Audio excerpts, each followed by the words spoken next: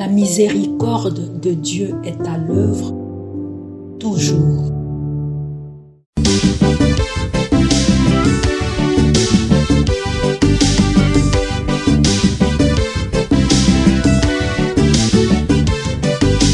Biblia, buku ya bomoi, buku ya banyae, emayele, ekokoli sabo ya bibwa biso. Biblia, buku ya bomoi, buku ya banyae, emayele, ekokoli. Nous te saluons, Mère très sainte. Tu as mis au monde les rois qui gouvernent le ciel et la terre pour les siècles sans fin. Au nom du Père et du Fils et du Saint-Esprit. Amen.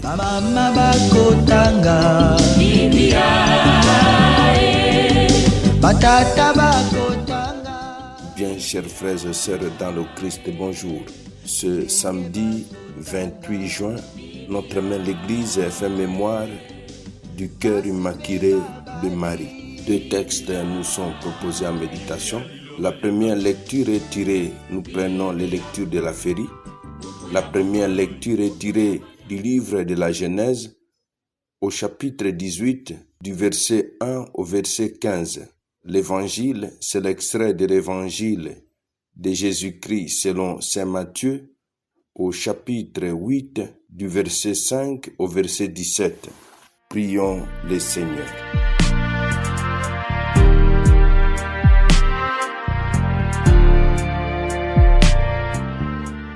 Accorde à tes serviteurs, Dieu très bon, de posséder la santé de l'âme et du corps, et par la glorieuse intercession de la Sainte Vierge Marie, d'être libérés des tristesses de ce monde et de goûter les joies de l'éternité. Par Jésus, le Christ notre Seigneur. Amen.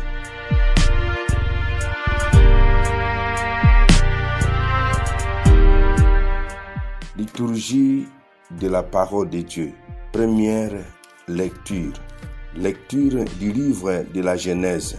En ce jour-là, au chêne de Mambré, le Seigneur apparut à Abraham qui était assis à l'entrée de la tente.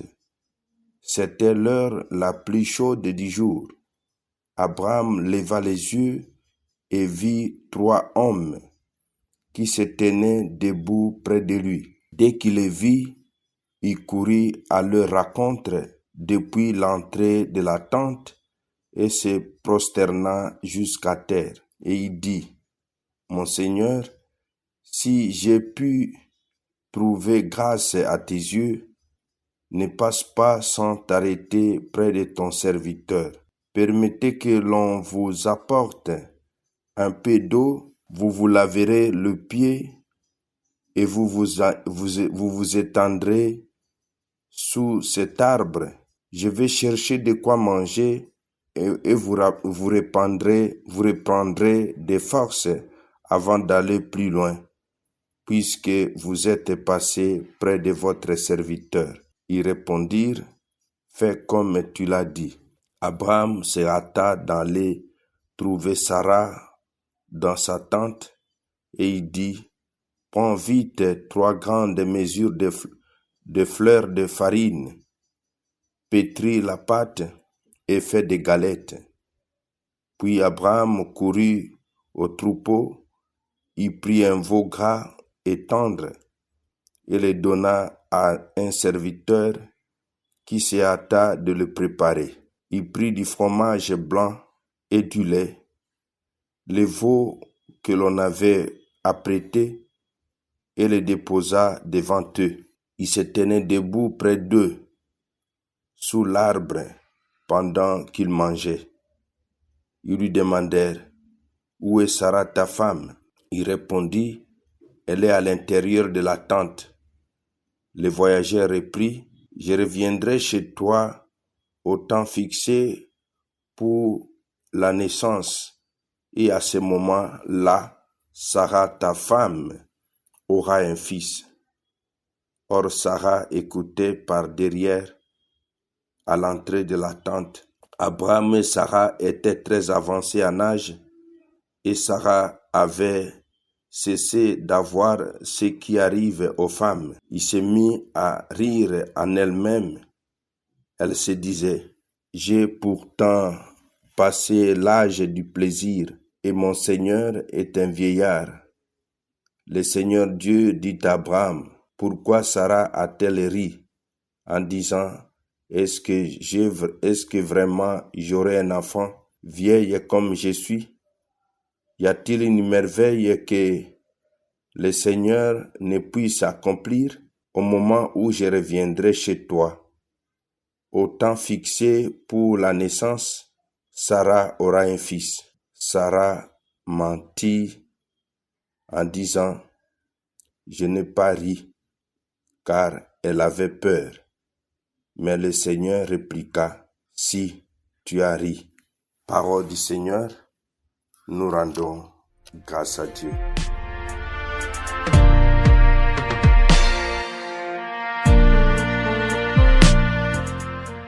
Y a-t-il une merveille que le Seigneur ne puisse accomplir au moment où je viendrai chez toi? Sarah aura un fils. Évangile de Jésus-Christ selon saint Matthieu. En ce temps-là, comme Jésus était entré à Capharnaüm, un centurion s'approcha de lui et le supplia. « Seigneur, mon serviteur est couché à la maison paralysé. Il souffre terriblement. » Jésus lui dit, « Je vais aller moi-même le guérir. » Le centurion reprit, « Seigneur, je ne suis pas digne que tu entres dans mon toit, mais dis seulement une parole et mon serviteur sera guéri. Moi-même qui suis soumis à une autorité, j'ai des soldats sous mes ordres. À l'un je dis va et il va, à un autre viens et il vient. À mon esclave fais ceci et il le fait. » En ces mots, Jésus fit dans l'admiration et dit à ceux qui le suivaient, « Amen, je vous le déclare, chez personne en Israël, je n'ai trouvé une telle foi. Aussi, je vous le dis, beaucoup viendront de l'Orient et de l'Occident et prendront place avec Abraham, Isaac et Jacob au festin du royaume des cieux. Mais les fils du royaume seront jetés dans les ténèbres du dehors. Là, il y aura des pleurs et des grincements des dents. » Et Jésus dit au centurion, « Rentre chez toi, que tout se passe pour toi selon ta foi. » Et à l'heure même, le serviteur fut guéri. Comme Jésus entrait chez Pierre dans une maison, il vit sa belle-mère couchée avec de la fièvre, et il lui toucha la main, et la fièvre la quitta.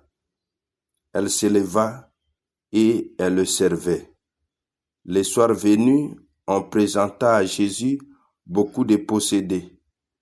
D'une parole, il expulsa les esprits et tous ceux qui étaient atteints d'un mal, il les guérit pour que soit accomplie la parole annoncée par le prophète Isaïe. Il a pris nos souffrances, il a porté nos maladies. Acclamons la parole de Dieu.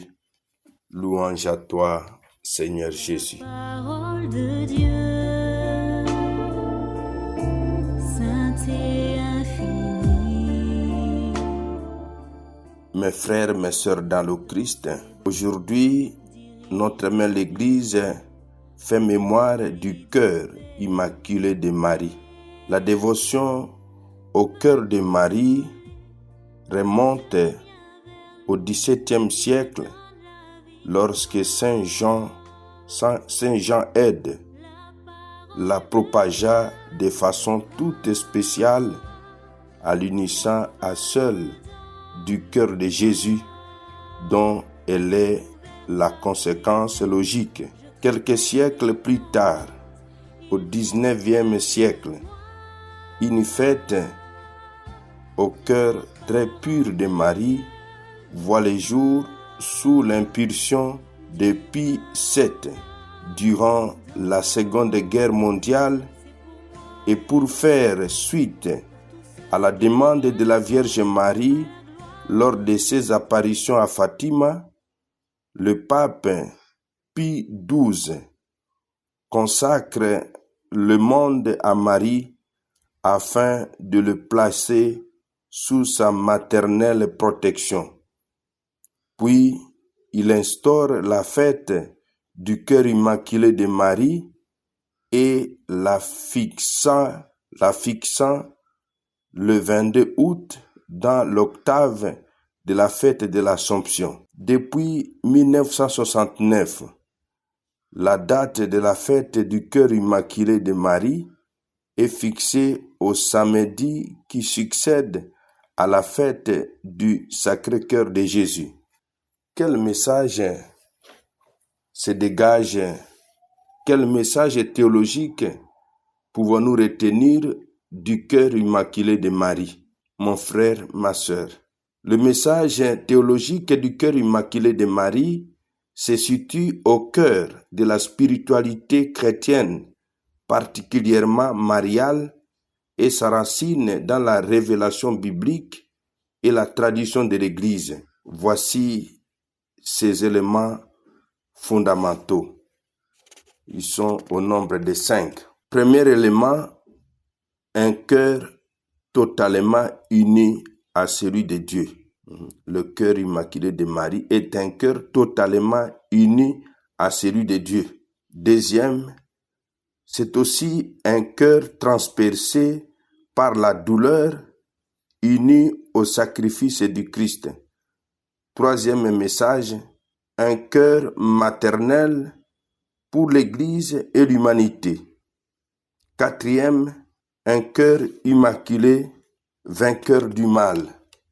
Et enfin, cinquième, un appel à la conversion et à la réparation. Premier point, un cœur totalement uni à celui de Dieu. Mon frère, ma sœur dans le Christ, le cœur de Marie est le symbole de son amour total, pur et inconditionnel pour Dieu. Il exprime sa disponibilité entière au projet de Dieu. Il est dit dans Luc 1, 38. Voici la servante du Seigneur, qui me soit fait selon ta parole. Ce cœur est le lieu de l'écoute, de la méditation et de la fidélité parfaite au dessein de Dieu. Deuxième élément fondamental, un cœur transpercé par la douleur uni au sacrifice du Christ. Le message de Siméon que nous trouvons dans Luc 2, 35 annonce cette souffrance. Et toi-même, une épée transpercera ton cœur. Le cœur de Marie est compatissant et souffrant, car il participe entièrement à la passion de son Fils. Il est le cœur d'une mère qui souffre avec douleur et foi son Fils pour le salut du monde. Troisième élément fondamental, un cœur maternel pour l'Église et l'humanité. Au pied de la croix, Jésus confie Jean à Marie et Marie à Jean. Confère Jean 19, 26 à 27. Cela signifie que Marie devient la mère spirituelle de tous les croyants.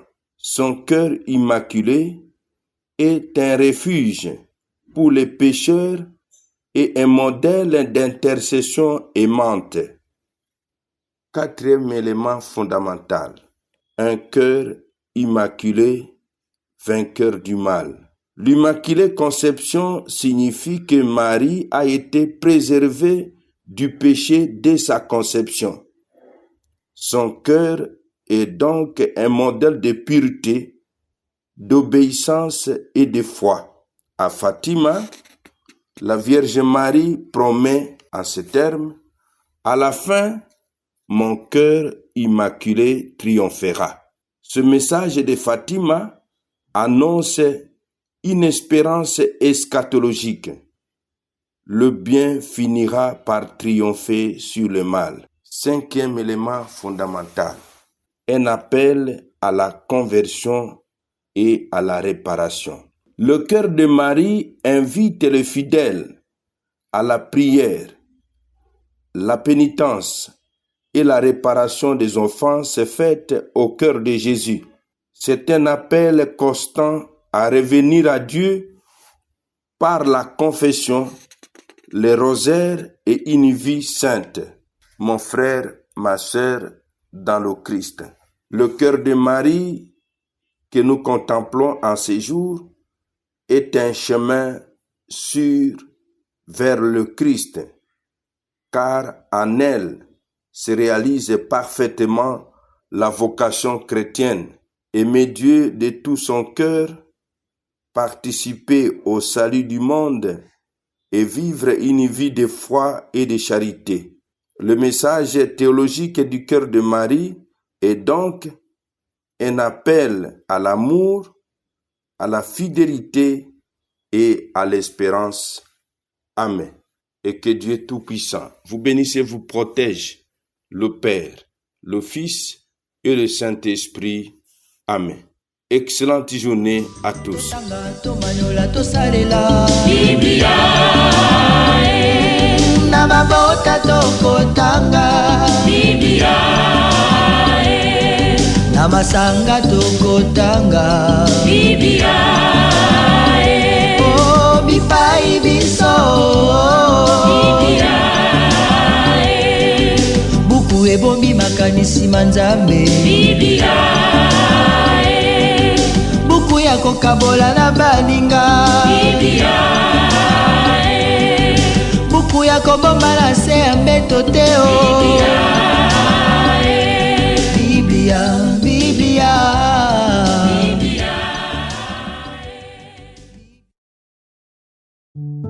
La miséricorde de Dieu est à l'œuvre toujours.